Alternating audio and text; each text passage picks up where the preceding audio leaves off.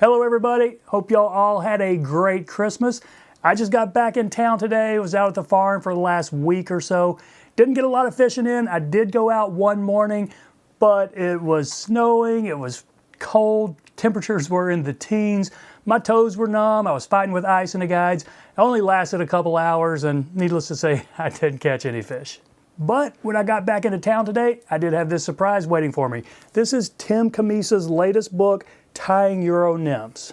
Now this is an advanced copy. He sent it to me so I could do a review on it. It's going to be released and available to everybody about January 14th, I think on Amazon for about $35. So I'll do a formal long review on it then. But meanwhile, I'm very impressed with it in the first 30 minutes that I've looked at it. And I'm going to tie a fly out of it for you today. And the first one I decided to do is Devin Olson's Blowtorch. Now there are no shortages of videos of this thing out there. It is a very popular Euro nymph fly. And I've actually tied and fished this thing before. I've got several of them in my panfish box and it does a great job with panfish. But it is typically a trout Euro nymph type pattern. It's not a hard one to tie. And if you haven't fished this thing before, I hope you'll give it a try. So there it is in the vise, Devin Olson's Blowtorch. Now typically tied on a jig hook. I think the defining feature on this thing is the bright orange fluorescent tag, or tail in this case. Now this is a 1 extra short, wasn't barbless, it is now, jig hook, but this is a size 12. I think a more common size for this is probably a 16.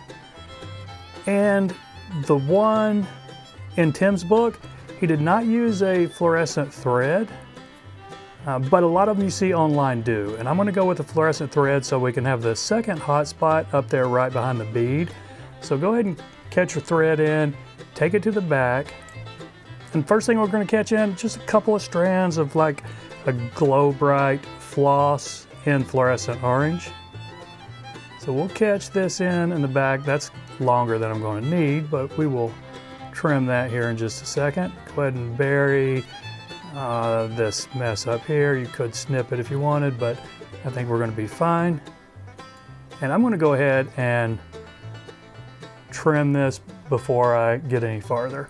And if you've got a little dubbing brush, you might want to just, you know, fluff it out in case any of those are stuck together.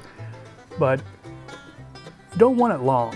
Really, it's just a small little tag right there. I think that might even be a little bit longer than we want, but I think we'll be just fine with it. The next thing we're going to catch in, just a small wire. This one happens to be silver. I don't think the color really matters. It's not going to, you know, be a major factor in what color it is. So a copper or brass color would be just fine right here. So go ahead and catch it in and take your thread to the back again. And now take some medium or maybe large, depending on what size you're using, Opal or a Mirage tinsel like this. And we're going to just catch this in right on top. Try to keep it on top so that when you flip it, you know, it's going to be our shell back kind of. We want it to be, you know, straight, I guess. Probably not a big deal if you get it a little bit crooked right here. But I always just try to make it straight, okay? And now we'll just go ahead and bury this right here. Let's take our thread back to the back of the fly again and put a little wax on it. Now we're going to take some black or, you know, a dark Peacock Ice Dub here. And we're going to put a kind of a tight little noodle on. It's probably going to take me a couple applications to get up there behind the bead.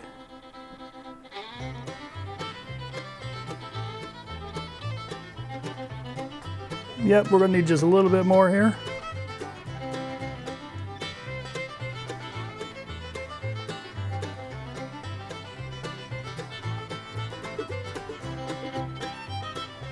Okay, I think that's fine. You can try and get a little taper if you want. Probably not a huge deal, but let's go ahead and fold this Mirage Opal tinsel over. We'll secure this with a couple of wraps. Take a look at it, make sure you're good with how that's going over the back. I think it's fine. Fold it over, do one more behind it, and I think we're locked in just fine. Let's go ahead and snip this off. Now we're going to counter wrap this rib 4 or 5 wraps, probably going to be fine. Okay, when you get up here behind the bead, a couple of pretty tight wraps, I would say. 2 or 3, and now we'll just helicopter this off.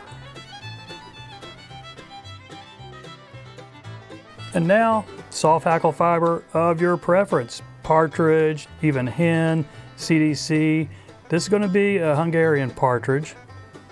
Now this is going to put some pretty long fibers on here, but that's okay. CDC would as well. So I created a little V notch right there. I'm only going to put maybe 2 wraps, but do a couple of loose thread wraps. Don't want to go real tight because this is a kind of delicate feather. Partridge isn't the most durable out there, but after you get it caught in, you want to snip this little, front end of that feather. Now I'm going to take my spring-loaded hackle pliers here, grab this stem. I don't have a whole lot to work with, but I should have enough to get 1.5, maybe 2 wraps. Okay, I think that is going to be all right. I'm going to go ahead and catch this off right here. And I'm going to have this stem that's still in my hackle pliers here to go ahead and snip off. Okay, and now we're just going to preen these back a little bit and finish this head. And this is why I think you see a lot of them with this fluorescent orange thread, so you can get a second little hot spot right up here. So go ahead and just fill this gap in right behind the bead. Okay, there we go. I think we're ready for a wet finish.